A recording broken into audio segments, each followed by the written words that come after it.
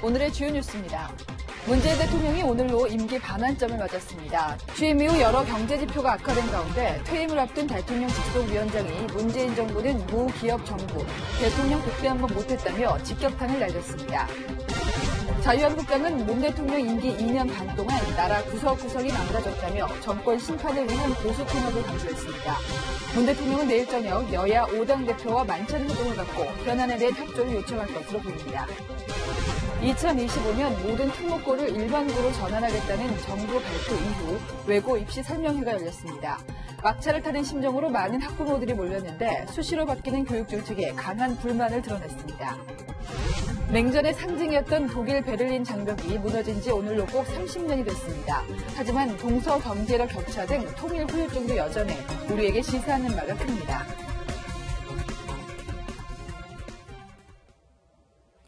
뉴스 시작합니다. 11월 9일, 오늘은 문재인 대통령의 임기가 딱 절반 지난 날입니다. 인수위도 없이 당선 다음 날부터 임기를 시작해 쉼없이 달렸지만 한때 80%를 훌쩍 넘었던 국정 지지율은 지금은 40%대로 내려가 있습니다. 구체적인 성적표를 볼까요? 경제 성장률은 올해 2%를 달성하기 어려울 거라는 암울한 전망이 나오고 있습니다. 또 양극화 지표도 역대 최악의 수준입니다. 문 대통령은 취임 전 비정규직 처우 개선을 약속했지만 비정규직 비중 역시 늘었습니다. 이렇게 국민들의 살림살이와 직결되는 경제 성적표가 특히 초라한데요. 그래서인지 청와대에 근무했던 경제 전문가들은 그만둘 때마다 쓴소리를 하고 있습니다. 특히 2년 넘게 독대를 한 번도 못했다는 증언이 나왔습니다. 첫 소식 이남희 기자가 보도합니다. 오는 26일 임기를 마치는 장병규 4차 산업혁명위원장이 경제정책에 직격탄을 날렸습니다. 이 정부는 반기업도 친기업도 아닌 무기업이었다며 경제는 버려진 자식처럼 느껴진다고 꼬집었습니다. 획일적인 52시간 근무제는 과거 두발 미니스커트 단속에 비유했습니다. 인재들의 요람인 실리콘밸리에서 출퇴근 시간을 확인한다는 이야기를 저는 들어본 적이 없습니다. 장 위원장은 네오위즈를 창업하고 120개 스타트업에 투자한 전문가로 정부의 혁신 성장을 모색해왔습니다. 하지만 임기 2년간 한 차례도 대통령과 독대를 못했다고 털어놨습니다. 경제정책에 쓴소리를 하며 사퇴한 전문가는 이뿐만이 아닙니다. 제이노믹스를 설계한 김광두 서강대 석좌 교수는 더 이상 할 역할이 없다며 지난해 말 국민경제자문회의 부의장직에서 물러났습니다. 이 재벌 기업들이 아주 우리를 이 정부가 적으로 보는구나, 그런 느낌을 가질 수 있었다. 이재용 소카 대표는 지난해 8월 기획재정부 혁신성장본부장을 맡았지만 5개월 만에 혁신성장은 한 발짝도 못 나갔다며 사퇴했습니다. 청와대 관계자는 개인의 의견이 있을 수 있다며 부족한 부분은 채워나가겠다고 밝혔습니다. 채널A 뉴스 이남희입니다. 자유한국당은 문재인 정부 2년 반 동안 나라 구석구석이 망가졌다며 실정을 부각시키는 데 주력하고 있습니다. 정부 정책에 손발을 맞춰온 정의당에서도 지난 2년 반을 두고 좋은 소리가 나오지는 않았습니다. 강병규 기자입니다. 청와대가 추진하는 공수처법 저지를 위해 전국을 돌며 여론전에 나선 자유한국당. 오늘은 대구에서 문재인 정권 2년 반 동안 나라 구석구석이 망가졌다고 비판했습니다. 북한 눈치만 보면서 우리의 안보를 파탄시킨 일, 자유, 정의, 공정, 그거 망가뜨린 일. 황 대표는 총체적 패정이다. 대한민국 기적의 70년을 허무는 시간이었다며 남은 2년 반 동안 나라가 버텨낼 수 있을지 두렵다고도 했습니다. 정권 심판을 위해서는 보수 통합이 필수라고 강조했습니다. 그래서 지난번에 선거에서는 왜 졌을까요? 분열해서 진 겁니다. 똘똘 뭉쳐서 반드시 이 문재인 정권 심판합시다. 다른 야당들도 반환점을 돈 문재인 정부를 향해 쓴소리를 쏟아냈습니다. 바른미래당은 이상은 높았고 실력은 없었다며 자화자찬하며 자신들이 옳다는 문재인 정부의 망상적 사고에 절망감을 느낀다고 말했습니다. 정의당은 개혁 열차를 함께 탄 우리 당으로서는 안타까운 마음이라며 초심으로 돌아가라고 지적했고, 민주평화당도 중간평가 점수는 좋은 성적을 줄 수 없는 상황이라고 꼬집었습니다. 채널A 뉴스 강병규입니다. 청와대는 경제와 안보가 위기에 처할 때마다 야당과 언론, 때로는 국제 상황으로 그 원인을 돌렸습니다. 그래서 남탓만 한다는 비판도 받았죠. 집권 후반기에는 달라질까요? 문재인 대통령은 내일 여야 5당 대표를 청와대로 초청해 만찬을 갖습니다. 이 자리에서 문 대통령이 밝힐 후반기 국정 방향에 관심이 쏠립니다. 이어서 강지혜 기자입니다. 청와대는 경제 실정에 대한 지적이 나오면 외부로 원인을 돌렸습니다. 미중 무역 분쟁과 고무역주의 확산으로 세계 경제가 빠르게 악화되고 무역 의존도가 높은 우리 경제도 엄중한 상황을 맞고 있습니다. 최저임금 인상 등 소득 주도 성장 정책에 문제점이 부각되면 야당이 정쟁의 소재로 삼고 있다고 했습니다. 최저임금 정책이 정쟁의 빌미가 되었던 것은 정부에서 일하는 사람으로서 매우 가슴 아픈 상황이라는 점을 고백하지 않을 수 없습니다. 조국 전 법무부 장관을 놓고 국민 여론이 두동강 났을 때에도 짧은 유감을 표명한 뒤 언론개혁을 언급했습니다. 언론 스스로 그 절박함에 대해 깊이 성찰하면서 신뢰받는 언론을 위해 자기 개혁의 노력을 해주실 것을 당부드립니다. 위기 때마다 남 탓을 한다는 비판을 받아온 청와대. 집권 하반기에는 국민이 체감할 수 있는 성과를 내겠다며 소통을 강조하고 있습니다. 민주당은 지난 2년 반이 나라다운 나라를 만들기 위한 소중한 시간이었다며 청와대가 성과를 내는데 뒷받침이 되겠다고 했습니다. 오늘 오전 경남 양산의 모친 요소를 찾은 문재인 대통령은 내일 여야 5당 대표를 청와대로 초청해 비공개 만찬에 갔습니다. 모친상 조문에 대한 답례 차원이지만 공수처법과 예산안 처리 협조도 당부할 것으로 보입니다.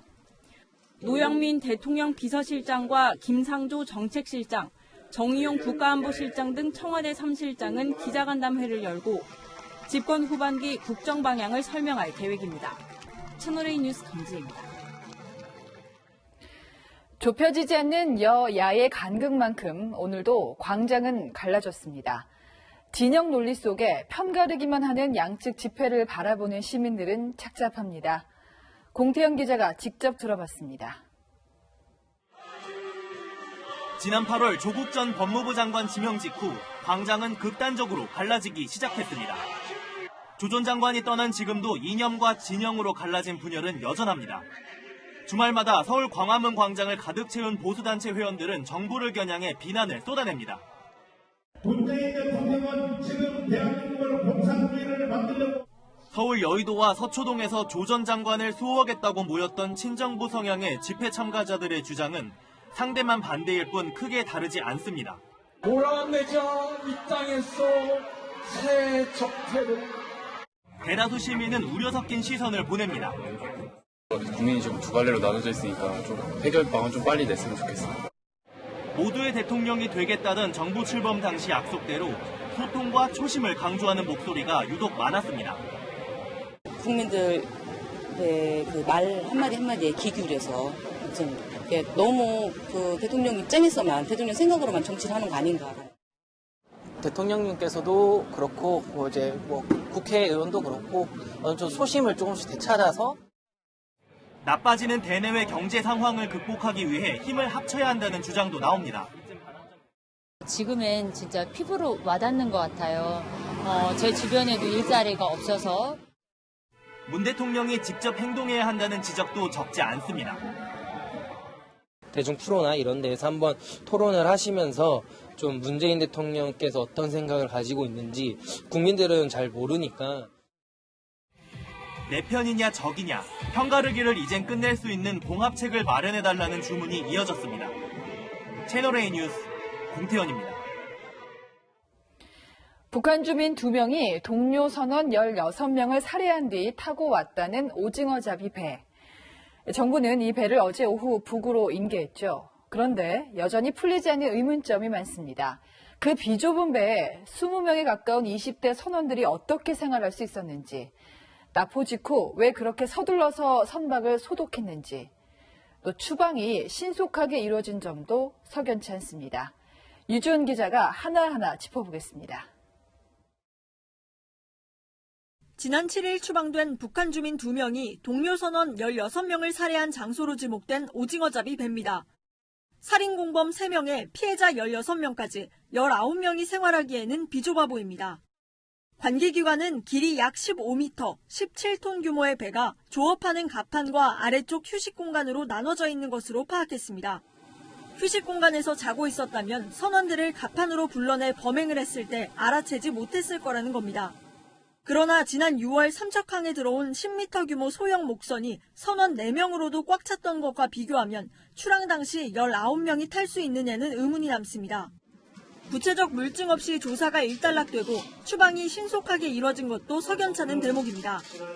정부는 해상에서 도주하다 납포됐고 일부 선원은 죽어도 북으로 가겠다고 했다며 귀순 의사가 없었다고 강조했습니다. 죽더라도 돌아가겠다라는 진술도 분명히 했습니다. 그래서 이 전례가 없는 흉악범죄라는 사실과 또 경로, 행적 이런 거를 종합적으로 판단했을 때 기순 의사가 없는 것으로.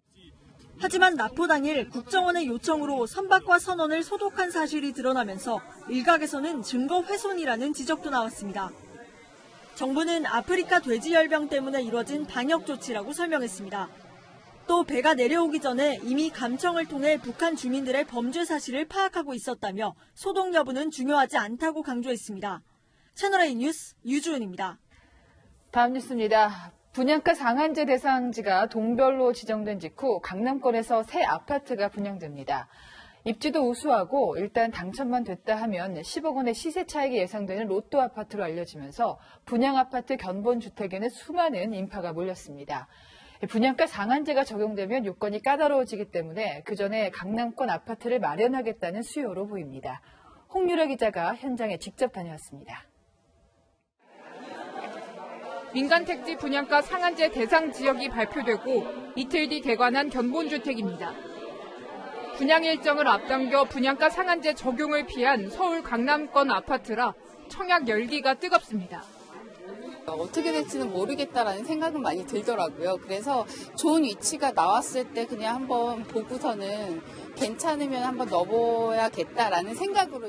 하루 100팀씩에서 11일 동안 당첨자 발표 전까지 받았는데요. 하루 만에 다 예약이 마감이 돼서 예약을 못하신 분들의 문의가 구경하고 싶다는 문의가 너무 많아서 결국 예약을 못한 현장 방문 고객도 제한적으로 입장할 수 있도록 변경했습니다. 번호표를 하루에 200번까지 나눠주고 추가 고객을 받고 있는데요. 이렇게 대기 공간과 이런 줄까지 따로 마련됐습니다. 아파트 두 곳의 분양가는 3.3제곱미터당 4,891만 원과 4,750만 원으로 각각 책정됐는데 주변 시세보다 10억 원 정도 저렴해 시세 차익을 기대할 수 있습니다. 분양가 상한제 시행 이후 신규 아파트 공급이 줄어들 거란 우려도 지금 분양되는 아파트로 관심이 쏠리는 배경입니다. 저희가 가점이 높아서 될 것 같아가지고요. 70점 더 나올 데가 없을 것 같아요. 강남만 와서. 하지만 분양가가 9억 원이 넘어 중도금 집단 대출이 불가능하기 때문에 현금 부자만의 리그가 될 가능성이 큽니다. 채널A 뉴스 홍유라입니다. 정부가 특목고를 일반고로 일괄 전환하겠다고 지난 목요일에 밝혔죠. 이후 처음 맞는 주말에 한 외국어 고등학교 입시 설명회가 열렸는데 막차라도 타보겠다는 학부모들이 대거 몰렸습니다. 100년지 대계인 교육정책이 정권 바뀔 때마다 오락가락하다 보니 설마 없어질까 하는 반응도 적지 않았습니다. 김단비 기자가 현장에 다녀왔습니다. 서울의 한 외국어 고등학교. 입시 설명회를 알리는 현수막이 내걸렸습니다. 주말인데도 설명회를 찾는 학부모들로 북적였습니다. 오늘 많이 모였어요. 저희는 회장 없으니까. 2025년부터 외고등 특목고가 일반고로 일괄 전환된다는 정책이 발표된 이후 막차라도 타자는 학부모들이 몰리고 있습니다. 앞으로 5년간은 재지정 평가도 없어 오히려 안정적으로 외고 자사고를 다닐 수 있다는 시각도 있습니다. 또 일반고 전환이 몇 년 안에 뒤집어질 수도 있다는 겁니다. 이제 다들 정책을 발표가 낮지만 학생들 후에는 잘하겠구나라는 생각이 들어서 운영시기 때문에 학부모들에게 교육당국의 신뢰는 바닥으로 떨어졌습니다. 외고가 사라져도 고교 서열화는 막을 수 없을 것이며 오히려 손바닥 뒤집듯 바뀌는 교육 정책이 문제라고 꼬집었습니다. 너무 일관성이 약간 없는 부분이 있으니까 마음이 안 좋죠. 구체적인 방안이라기보다는 없는 상태에서 무슨 얘기가 먼저 나왔기 때문에 자사고와 외고 측은 위헌 소송에 나설 예정이어서 법원의 판단에 따라 특목고가 살아남을 수도 있습니다. 채널A 뉴스 김단비입니다. 수능 시험이 이제 닷새 앞으로 다가왔습니다. 시험을 앞두고는 미역국도 먹지 않을 정도로 조심스러운 게 수험생 마음인데요. 고사장에서 나눠두는 샤프 제품이 8년 만에 바뀐다고 해서 논란입니다. 무엇으로 바뀐다는 건지 알려달라 청와대 국민청원까지 올라왔지만 한국교육과정평가원은 알려줄 수 없다는 입장만 고수하고 있습니다. 굳이 왜 이렇게까지 하며 바꾸는지도 알 길이 없습니다. 이상영 기자입니다. 지난 2006년 수능 시험부터는 고사장에서 나눠주는 샤프 펜슬만 쓸 수 있게 됐습니다. 이른바 수능 샤프입니다. 갖가지 모양의 샤프에 소형 통신장치를 넣어 부정행위한 사례가 해외에서 나왔기 때문입니다. 많은 수험생들은 그동안 수능 샤프와 동일한 제품을 미리 구입해 사용해왔습니다. 긴장감이 최고조에 달하는 수능 시험날 작은 실수라도 줄이려는 겁니다. 수능 샤프로 해보기는 하는 것 같아요. 모의고사 때 밥도 싸와서 이제 미리 먹어서는 되죠. 수능날 싸갈 그렇게 하는 친구들 못하게. 수능 샤프는 그동안 2차례 제품이 교체됐는데 올해 8년 만에 또 바뀌면서 수험생들이 동요하고 있습니다. 이게 손에 익어야 되는데 또 바뀌게 되면 손에 익지 않은 상태에서 시험을 바로 이걸로 보게 되면 문제가 며칠만이라도 미리 써볼 수 있게 어떤 제품인지 알려달라는 청와대 청원글까지 등장했습니다. 하지만 교육당국은 그동안 수능 샤프 제품을 사전에 알려준 사례가 없다며 이번에도 공개하지 않겠다는 입장입니다. 또 품질에는 문제가 없다며 수험생들을 안심시켰습니다. 채널A 뉴스 이상현입니다.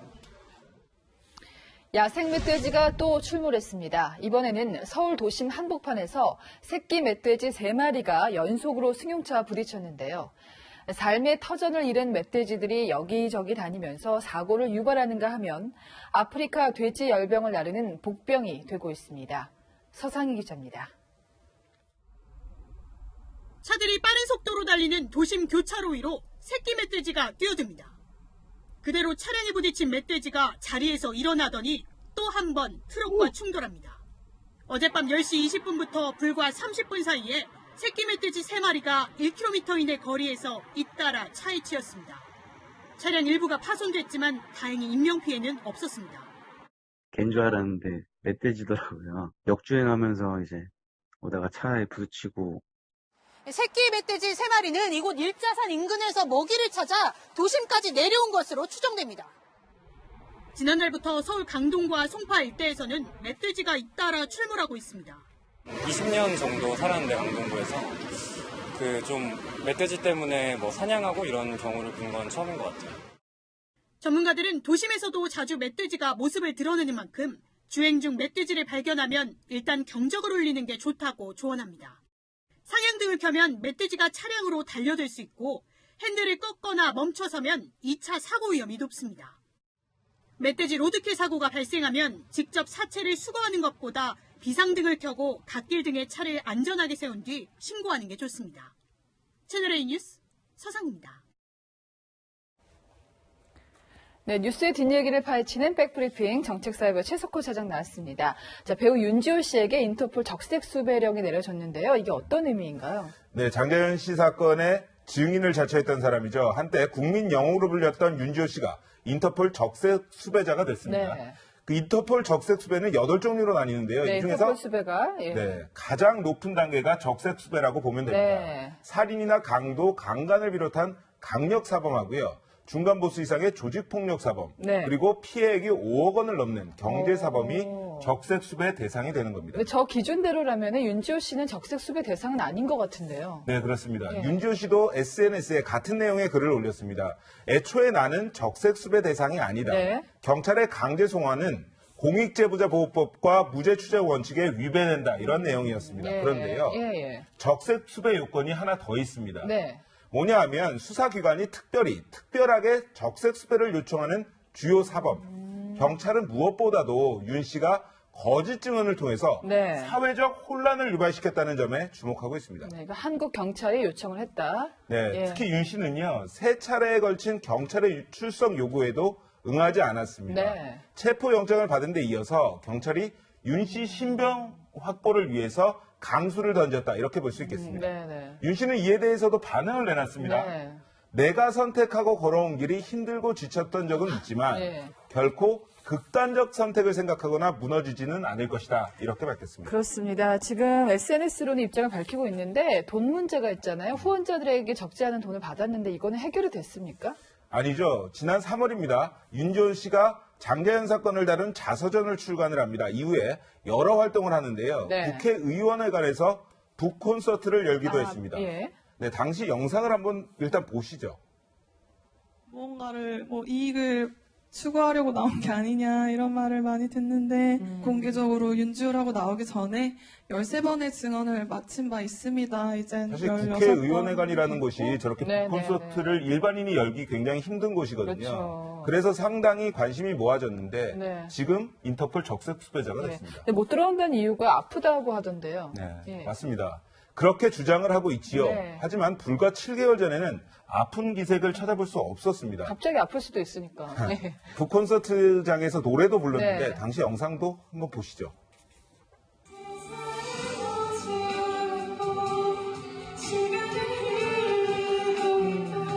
장자연 씨를 떠올리는 모습 같기도 한데요. 네. 그렇게 이제 유명세를 타면서 SNS하고 개인 방송을 진행한 건 물론이고요.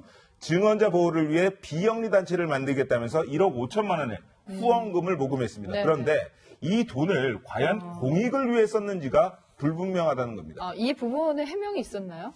네, SNS를 통해서 또 이렇게 이야기를 했습니다. 후원금을 사적으로 사용한 적도 없고 3명에게 매달 생활비를 제공하고 있다. 이렇게 누구한테요? 밝혔습니다. 누구한테요? 그런데 예. 그게 문제입니다. 예. 대상이 누군지 얼마씩 지원한지는 말하지 않았는데요. 네. 후원자 400여 명은 후원금 반환, 집단 소송까지 낸 상태입니다. 윤 씨는 이에 대해서도 7개월 전 한국을 떠나면서 말한 적이 있습니다. 들어보시지요. 저 증인이잖아요. 제가 뭐 가해자 범죄자예요?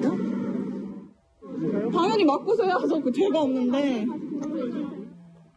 저는 이 부분도 궁금한 게 책을 냈었잖아요. 이게 인세가 있는데 꽤 많이 팔렸거든요. 이거는 얼마나 벌었을까요? 예. 네, 자서전을 내면서 12%의 인세를 계약했다. 이렇게 맺었다고 하거든요. 네. 유명 작가 수준을 뛰어넘는 겁니다. 맞습니다. 예. 만약 인세까지 더한다면 장자연 사건과 관련해서 윤 씨가 벌어들인 수입은 상당할 것이라는 관측이 나옵니다. 저도 책을 출간하려고 한 적이 있었는데 12%는 굉장히 많이 주는 편이거든요. 근데 윤 씨가 한국에 들어올 가능성이 있을까요? 네, 그게 문제입니다, 예. 지금.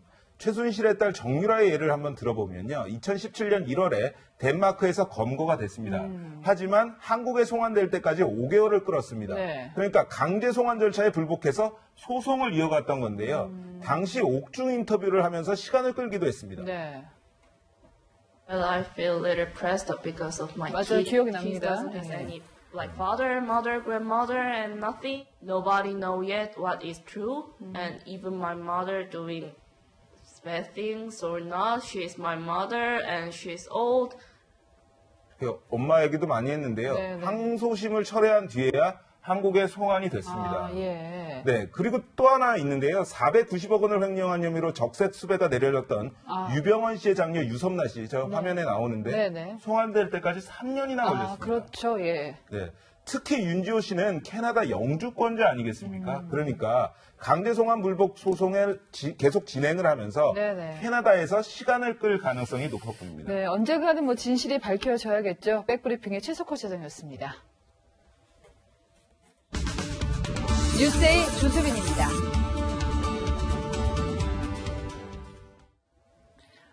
운동화 매장 앞에서 노숙도 불사하는 사람들, 무슨 일인지 하실 텐데요. 한정판 운동화는 더 이상 신발이 아니라 투자 상품입니다. 산 가격의 수백 배도 오른다고 하는데요. 안건우 기자가 스니커테크 그 현장을 취재했습니다.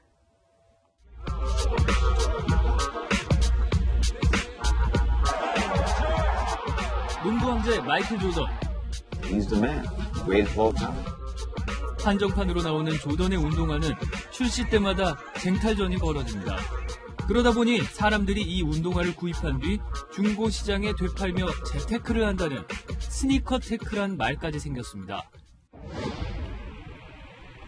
새로 출시된 한정판 운동화를 사기 위해 아침부터 매장 앞은 장사진입니다. 운동화까지 맞춰 신었습니다. 몇 시간 전에 나오신 거예요? 이제 12시간 돼가요. 제가 서 있는 곳이 대기줄의 거의 끝이거든요. 제가 매장까지 이 줄이 얼마나 되는지 한번 걸어가 보겠습니다.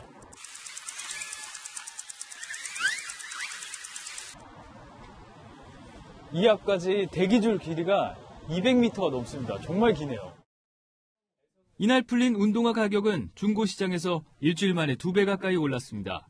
다 가진 게 고생한 보람이 있던 그런. 운동화 500켤레를 소장한 오세건 씨, 정가의 수십 배인 제품도 보유하고 있습니다. 이게 국내 정식 발매가가 23만 9천 원입니다. 현재는 500만 원에도 없어서 못 구하는. 희귀품을 구하려다 사기도 많이 당하다 보니 미술품 경매업체와 손잡고 주식처럼 운동화 시세를 알려주는 사이트까지 만들었습니다. 한정판을 구매하는 사람이 안정적으로 구매할 수 있을까라는 생각을 하다 보니까 지금 현재 플랫폼을 제가 생각해내게 됐습니다. 이미 북미에선 이런 사이트가 1조 원대 기업이 됐고 세계적인 경매회사 소더비도 운동화 경매에 뛰어들었습니다. 소모품이었던 운동화, 가산으로 진화했습니다. 채널A 뉴스 안건우입니다. 서강대 총장을 역임한 박홍 신부가 오늘 새벽 선종했습니다. 박 전 총장은 1990년대 일부 학생운동 배후에 김정일이 있다라고 주장해 파문을 일으키기도 했죠. 격동의 현대사 중심에 섰던 박홍 전 총장의 생애를 돌아봤습니다. 이동재 기자입니다. 1989년부터 8년 동안 서강대 총장을 역임했던 박홍 신부가 오늘 새벽 향년 78세를 일기로 선종했습니다. 천주교 예수회 신부인 박 전 총장은 1991년 당시 학생들의 분신 자살이 이어지자 죽음을 선동하는 어둠의 세력이 있다고 말하면서 운동권 배후에 강한 의혹을 제기했습니다. 인간을 사랑한다고 하면서 존중한다고 하면서 이 죽음의 세력을 선동하거나 여기에 같이 협조하는 사람이라면 김영삼 당시 대통령 초청으로 열린 대학 총장 오찬에서는 주사파가 학원 내에 깊이 침투해 있다고 주장했습니다. 주사파는 김일성의 주체 사상을 지도 이념과 행동 지침으로 내세운 일부 운동권 세력입니다. 주사파 뒤에는 산호맹이 있고 그 뒤에 북한 김정일 국방위원장이 있다는 주장입니다. 이번에 김일성 초상화 같은 거 있지 않습니까? 그 팩시밀리로 그쪽에서 이쪽으로 보내준 거 아닙니까? 이미 알고 있죠. 운동권만이 아니라 학계와 정당, 언론과 종교계까지 5만 명이 암약하고 있다는 발언은 큰 파문을 낳았습니다. 박 전 총장은 운동권 학생들의 고백 성사나 면담을 통해 들었다고 말해 고해성사 누설 혐의로 고발을 당하기도 했습니다. 지난 2년간 신장투석과 당뇨 합병증 치료를 받았던 박 전 총장은 최근 몸 상태가 악화됐던 것으로 전해졌습니다. 채널A 뉴스 이동재입니다. 오늘은 독일 베를린 장벽이 무너진 지 30년이 되는 날입니다. 통일 후 유럽의 중심으로 우뚝 섰지만 동서 경제 장벽 해소는 여전히 숙제로 남아 있습니다. 김윤종 특파원입니다. 지하 비밀 통로가 100m가량 펼쳐집니다. 서독으로 탈출한 동독 주민들이 가족들의 탈출을 위해 독일 베를린 장벽 아래를 뚫어놓은 겁니다. 베를린을 동서로 갈랐던 장벽은 1989년 11월 9일 허물어졌습니다. Öffnung für die Wiedervereinigung gewesen, sondern auch der Übergang zur Demokratie, das heißt also Abschaffung der Diktatur und Geltung der Menschenrechte. 장벽 붕괴 30주년을 맞아 독일 곳곳에선 200개가 넘는 기념 행사가 펼쳐지고 있습니다.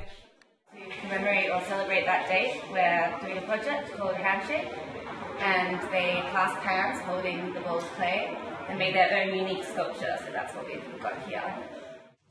통일 세대인 청년들도 통합을 강조합니다. Es gefallen ist, waren wir in 4 Teilen geteilt. Jetzt sind wir ein Land, alle Deutsche, nicht nur 2 verschiedene Arten von Deutschland. 30년 전 무너진 베를린 장벽입니다. 일본은 이처럼나마 당시의 냉전 상황을 그대로 보여주고 있습니다. 독일은 30년간 약 2,600조 원을 동독 지역에 쏟아부었지만 경제적 장벽은 여전합니다. 동독 지역은 서독 지역에 비해 1인당 국내 총생산 규모가 75%에 불과합니다. 실제 동독 지역 주민의 57%는 자신이 독일의 2등 시민이라고 생각하는 것으로 조사됐습니다. 아직 갈등을 보이고 있는데 그러한 것들이 동독 지역 극우에 대한 지지 같은 것으로 드러나고 있죠.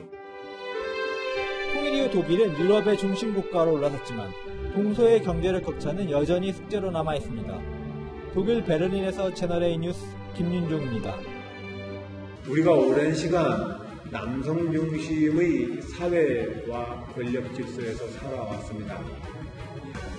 죄송합니다. 부끄럽습니다. 미투 운동은 우리 사회에 성인지 감수성이라는 화두를 던진 중대 사건이었죠. 그런데요. 정부 예산 중에 각 부처별로 양성평등에 기여하는 예산을 모은 성인지 예산이라는 게 있습니다. 32조 원 정도 됩니다. 여기까지는 좋은데 예산 항목을 보면 기가 막힙니다. 어린이 국회 운영비용 1억 2,900만 원. 남녀 어린이 구분 없이 모두 국회를 체험할 수 있어서 성인지 예산입니다. 또 국토부의 환승센터 구축 지원 예산 247억 원도 성인지 예산에 포함됐습니다. 여성이 인구의 절반, 그리고 여성이 대중교통을 더 많이 이용한다는 거죠. 자, 격언 중에 녹비의 가로왈자라는 말이 있습니다. 자기 마음대로 해석해서 날일자가 되기도 하고 가로왈자가 되기도 한다는 건데요. 이 성인지 예산을 책정하기 전에 정부의 성인지 감수성부터 체크해야 될 것 같습니다. 뉴스에 마칩니다. 주말은 조수빈입니다.